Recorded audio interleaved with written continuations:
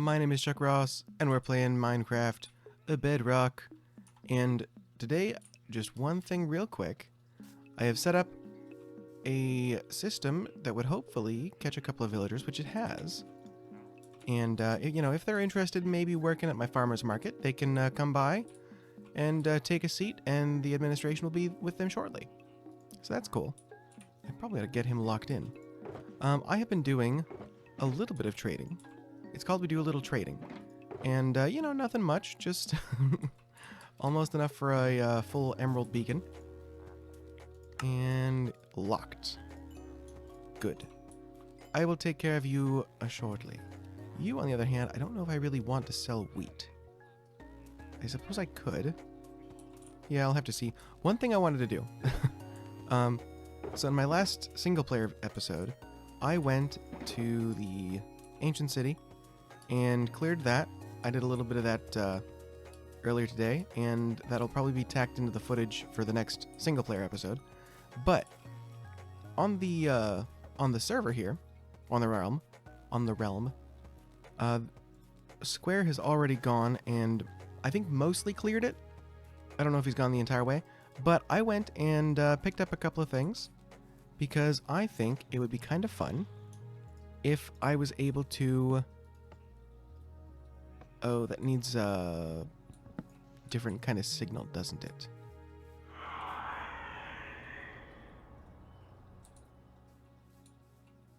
Yeah, it would be kind of fun if I could get that to work when I want it to. So maybe I need redstone?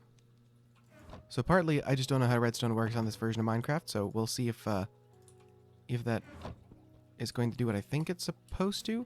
I also honestly just haven't messed around with the not shulkers, I keep saying that, the shriekers even on like Java Minecraft, so I don't know if this even is how these work.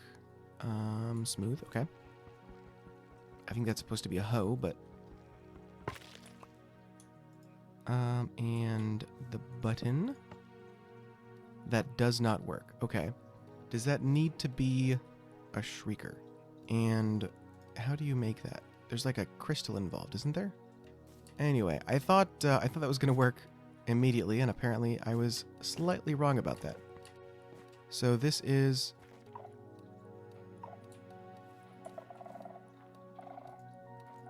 How do you calibrate that? I don't know. Okay, so that doesn't seem to... Oh, that's the way you get a signal out of it. Okay. Okay, so we'll put you here, and...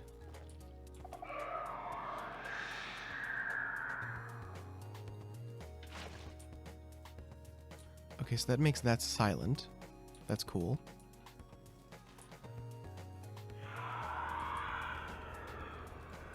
That still works. I'm not sure how I would use this, though. And, like, how is this calibrated? I'm not entirely sure I understand. This seems like it's just acting like a shulk or a skulk sensor in the beginning.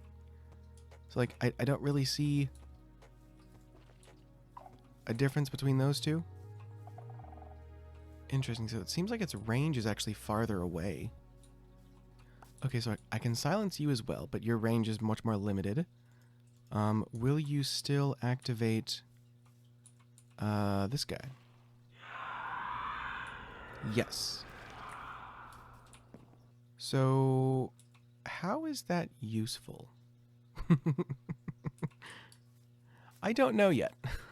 Well, after doing a little bit of testing, I have found that this will not do what I wanted to do, which is unfortunate because it says it's supposed to. Let me show you what I'm talking about. So we have, first of all, this is the closest thing I could find to a lab coat on the free marketplace item. So that's what I'm rocking right now. So right now, I have the calibrated skulk sensor detecting the lectern and the book on it. The book is open to a certain page, giving the comparator a specific signal, which locks this to only pick up certain kind of noises or interactions and things. So as an example, if I put it all the way back to page 1, it'll pick up walking, specifically, jumping, sneaking, and all that. On 2, it'll pick up, what is that? Landing on any solid block. I just copy and pasted this from the wiki. So jumping will do that, but it won't do for just regular walking, regular running, opening things, nothing like that. Now on page 3, using an item, casting a fishing pole, stuff like that. So if I shoot, it will do that. It doesn't do anything if I do this. Like using a hoe doesn't seem to affect it. I don't think if I were to... Yeah, that doesn't do it either. Whoop. Oh. Alright. We'll pretend that we didn't see that. And then, let's see. Next, we've got a player gliding with an elytra or mob performing a unique action. I'm not entirely sure what the unique action is, but, like, I think if the llamas were spitting, it would do that. But if I were to activate my elytra... What else did it say? Yeah, so wolf shaking, stuff like that. Next, dismounting a mob or equipping a piece of gear. So if I were to put on my pants, it picks that up. And if I were to get off the mob, it also picks it up. Next, we have mounting a mob or interacting with a mob. So if I were to come over here and just go into the inventory, does that not work? Huh, okay. But getting on it this time is what activates it. Now, if I took some... Yeah, we'll just go with some melons. And trade with you. That does not make a noise, which is unfortunate. And let's see, next one we've got a mob or player taking damage. So if I decided to... It notices me. Next up, eating a food item. I just happen to be hungry now. Oh, I didn't know. From there, a block deactivating, like closing a door, chest, or pressed button becoming unpressed, which is actually really cool in like a sneaky way. So if I had a chest here, I could have someone go into it and they wouldn't notice that there was something attached to it until it closed, when it would set that off. So if you want to do like a trap in that way, that would be useful, I guess. Block activating, that would be different. So if I actually hit this, that activates it, and opening the shulker box opens it, or sets that off. Next we have a block changing. So if I were to like turn off a campfire, or activate a campfire, or till the soil, or do that, that also activates. Next up, we've got a non-wool block gets destroyed. So, obviously that. Next, we have a non-wool block gets placed. Obviously very similar, but not when it's destroyed, which is kind of cool. I didn't realize that... Interesting. Apparently on this version, path blocks do not destroy soil. Interesting. Next we have a mob or player teleporting or spawning. I really can't show that. Like, there's no way for me to do that. Although I guess I could grab some ender pearls. So if I were to teleport by it... Hey, that does notice. Okay. Now what if I were standing here and ate chorus fruit? Interesting. It did not notice that. Okay. A mob or player dying to an explosion or happening. Okay, that I can't do anything about. That's just not going to do it. I am not going to make an explosion here, or die, or kill something. What I wanted was... I wanted to have a bell go off every time that I trade with a villager. I thought that would be kind of cool to set up here. You know, have like a... Oh. Nice. I would have liked to have this little setup like under the ground here, and every time I traded with one of these guys, a bell would ring and it would give me something, or just like, you know, something like that. I thought that'd be cool, but apparently no. However, I want to see if this is just Bedrock or also on Java that it doesn't work that way. So I will be back. Alright, so we're now in my Java testing world, and I want to see...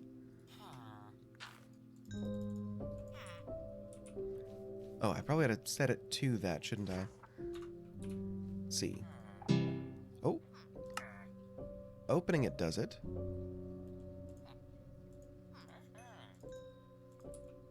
Okay, so it's opening their inventory.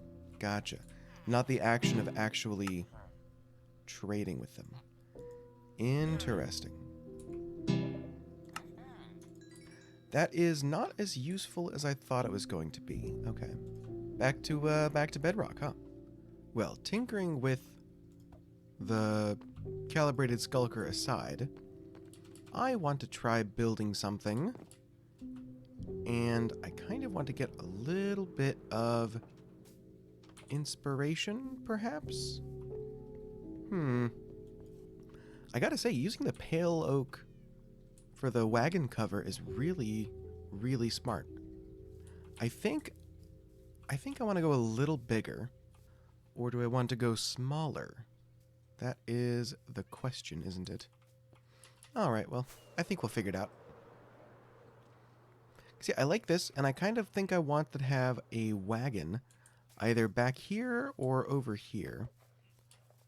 Either way, I'm kind of leaning towards back here, maybe. What I want to do is have it so that it looks like, you know, they actually carted their stuff over here, even though, you know, the farm is right there, and there's another farm right there. I want to do the wagon, and I think I also want to build a greenhouse around this this area here.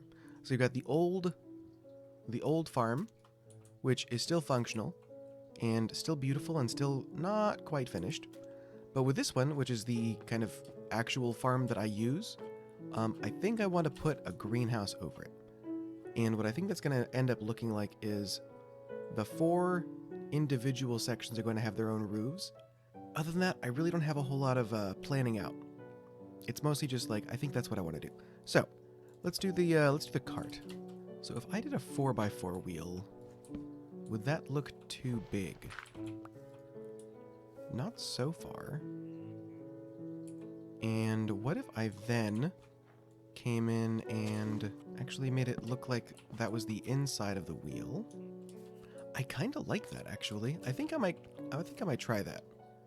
Although, what if I swapped the polarity of those? So I think I'm gonna make it out of spruce because I want it to look old and used.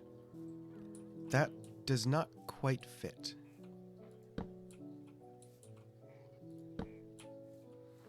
Yep, that's not gonna work. Alright, maybe we'll just, maybe I should actually use these so they look a little bit more like spokes. Maybe these will look better. Okay. I kinda see it, but it's it's 2x2, which means wherever it meets the cart is gonna be on an odd one. At that point, it has to be either a 1x1, just like a single block, or a 3x3. And I think a 3x3 would look a little ridiculous in this scenario. Now we're doing something. Okay. Well, that is a very nice wheel, and it is not going to work for me. That's a near perfect wheel, actually. Okay. Still, too big for what I'm trying to do. Alright, so what if I do this? I put those all around the sides. I make a silly little button, which I might make black stone, actually. And then from here... Ooh, maybe I could do that. Let's do a stair, and then I can actually bring these out. Okay. We are onto something. Yeah, that's pretty good. That's pretty good. Okay. So let's see. I think I want it kind of on the large side. So maybe out to here. I think that's good. I feel like too much longer and it would have to be larger wheels. So I think we'll do that. Although if it's going to be like that, there's really no reason for me to have them this small to begin with. I really want the larger wheels. I want big wheels. I'm trying very hard not to hit you right now, and that's you're not making it easy. Okay, hear me out. What if I throw more trapdoors at this problem? I have got to be making this more difficult than it needs to be. The lack of coloration difference is not great, but I definitely like where this is going. So I think I'm just going to finish building this out. So I want, got a wheel, 1, 2, 3, 4, 5. Maybe we'll put the next wheel here. So I can't figure out what the problem is, but it feels like I've got flat tires. I mean, it kind of helps a little bit, but it definitely looks like it's sitting in the ground. Right, so even though he's using these trapdoors that have the space in them, it still actually takes up that full space, whereas mine mostly have empty space where you think the wheel should be. Yeah. So I think I'm going to have to fill that in. Maybe that could work? I'm actually okay with that. Okay. Yeah, and then I think the buttons will actually look good on those. All right, we are getting somewhere. I kind of like that, actually, because it kind of looks like it's like intended seating and not just the curves of the wheel wells. Okay.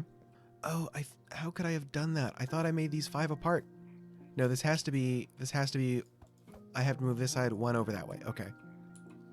Well, I don't know if this is the right decision, but it is a decision. And I think I'm going to go for, or I should say I'm going to try for a larger wheel set out a little bit further than the original one. And I'm going to make this wheel out of dark oak. And hopefully that will make this look a little bit more to scale. Because honestly, I was looking at the size of the wagon that I'm building, which I think is good, but with the size of the wagon and how far apart the wheels are, it really just feels like they're not big enough for that style of, or for that kind of cart. Like if I were making an RV, like a generic B RV, this would be just fine, because those are, you know, modern tires. However, making an old-fashioned cart, the scale of the wheels seems to be a little larger than what I think I was originally going to go for. Alright, so if this is the spoke, I don't think I really care if the spoke goes all the way through. I think I'm just going to pretend that it works. And what I think I'm going to do is just bring this up maybe to the bottom of this. Yeah, that does look a little better. And if that's the case, I can still do like a small wheel at the front. Cover you like that. Does that look weird? It doesn't look great. That looks better. Okay. But it kind of looks like a tractor now. Urgh, why is it so hard?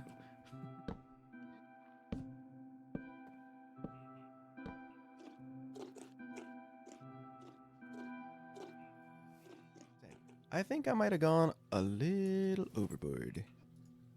But I kind of think it's going to be worth it. I do think that I am going to probably cut doing the canopy for another episode. But I think we got a pretty good start going. Like, it's a very large cart, don't get me wrong. But I think it actually looks really good. Like, I kept going at it and kept tweaking little things here and there. And then before I knew it, I had a massive cart that probably ought to be pulled by like an extra row. So that's 8 there, probably another 4. But I am very pleased with how this looks. So let me kind of show you what I got going on though. I have these wheels, which I kind of was struggling with wheels because, you know, you can either do a single block, you can do like a 4x4, or I'm sorry, a 2x2, and then 3x3 was like the maximum. I was like, okay, this is about as large as I can get this and have it still look like it's going to be on a giant cart. This was, it's not great, but I think overall it works.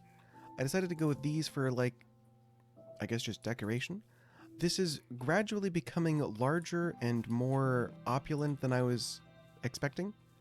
I was originally thinking, you know, like a farmer's cart, but now it looks like this is going to be like a traveling farmer's market that has apparently quite a bit of money that they pick up. And then I got a little bumper going around. This is going to be eventually enclosed. It's going to be like a covered wagon. And then obviously we got the horses. I decided to go with a couple of different bright, vibrant colors. And then this thing, I don't know, I think I remember seeing pictures of horse-drawn carriages that have lanterns on the front. For some reason, I think that's where they go. There'll probably be another one there eventually. But unfortunately, I'm going to have to get to that next time. I'm kind of cutting this close as far as recording goes. So until then, thanks so much for watching. I hope you guys enjoyed. And I'll see you guys next time. Bye-bye.